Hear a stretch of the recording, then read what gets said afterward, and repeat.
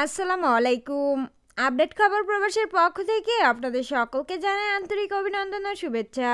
এই ভিডিওটির মাধ্যমে জানিয়ে দেব কুয়েতের আজকের কয়েকটি আপডেট নিউজ সম্পর্কে।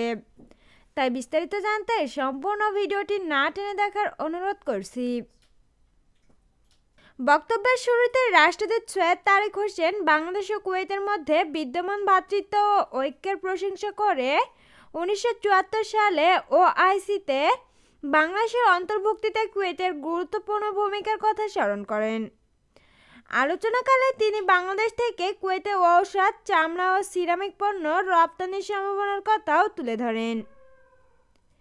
এছাড়াও তিনি ইতোমধ্যে কুয়েত ও বাংলাদেশের মধ্যকার শক্তিশালী দ্বিপাক্ষিক সম্পর্ককে আরও জোরদার করার প্রয়াসে বাংলাদেশ থেকে কুয়েতে দক্ষ পেশাদার মানবসম্পদ তথা প্রকৌশলী, চিকিৎসক, আইটি বিশেষজ্ঞ এবং নার্স পাঠানোর ক্ষেত্রে বাংলাদেশের বিপুল সম্ভাবনার কথা তুলে ধরেন।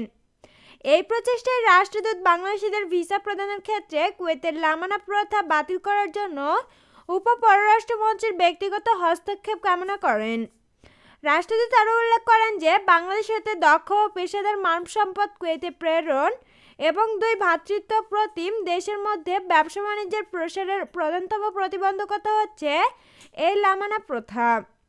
কুয়েতের উপপ্রধানমন্ত্রী 1991 সালে কুয়েতের স্বাধীনতার জন্য বাংলাদেশের অবদানের পাশাপাশি তিনি বাংলাদেশের রাষ্ট্রদূত কর্তৃক উত্থাপিত বিষয়গুলো বিবেচনায় রাখবেন।